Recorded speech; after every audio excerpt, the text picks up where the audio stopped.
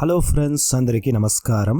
Spiritual astro ఛానల్కి స్వాగతం. ఈరోజు మనం వృశ్చిక రాశి వారికి ఇప్పుడు జరగబోతున్న శుక్రగ్రహ గోచార ఫలితం గురించి మనం తెలుసుకోబోతున్నాము. శుక్రగ్రహము మీ యొక్క చతురస్థానం నుంచి పంచమ స్థానానికి గోచరించబోతుంది.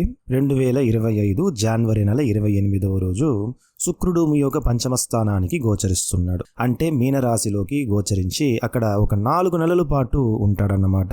యూజువల్ గా అయితే శుక్రుడు ఒక నెలకి లేదా మాక్సిమం ఒక 45 days లో గోచరిస్తాడు వక్రించిన సమయంలో.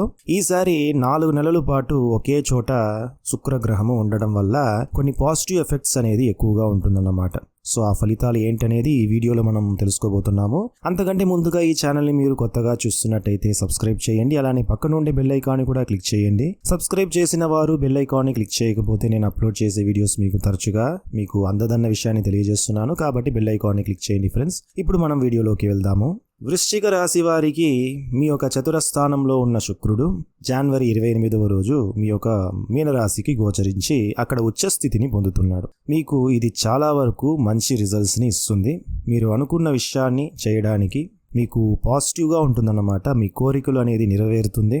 ముఖ్యంగా లవ్ మ్యారేజ్లో సక్సెస్ అవ్వటము, తమ కోరికలు నెరవేరటం లాంటివి జరుగుతుంది. కొంచెం ఉత్సాహంగా హ్యాపీగా ఉండగలిగే ఒక టైము.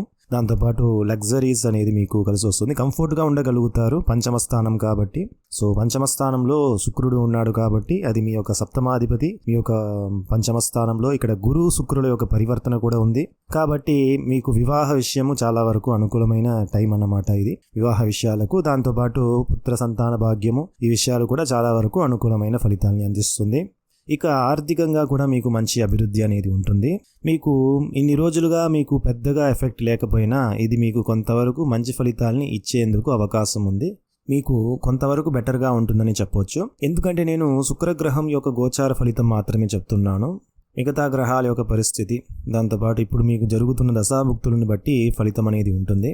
ఇప్పుడు చెప్పిన ఫలితం అనేది మీకు కొంతవరకు మ్యాచ్ అవుతుంది. అది ఎంతవరకు మ్యాచ్ అవుతుంది అనేది మాత్రం మీ యొక్క జన్మ జాతకాన్ని బట్టి ఉంటుంది మాట ఫ్రెండ్స్. సో ఈ వీడియో మీకు నచ్చినట్టయితే లైక్ చేయండి. మీ ఫ్యామిలీ మెంబర్స్, ఫ్రెండ్స్ అందరికీ షేర్ చేయండి. మర్చిపోకుండా ఈ ఛానల్ని సబ్స్క్రైబ్ చేయండి. ధన్యవాదాలు.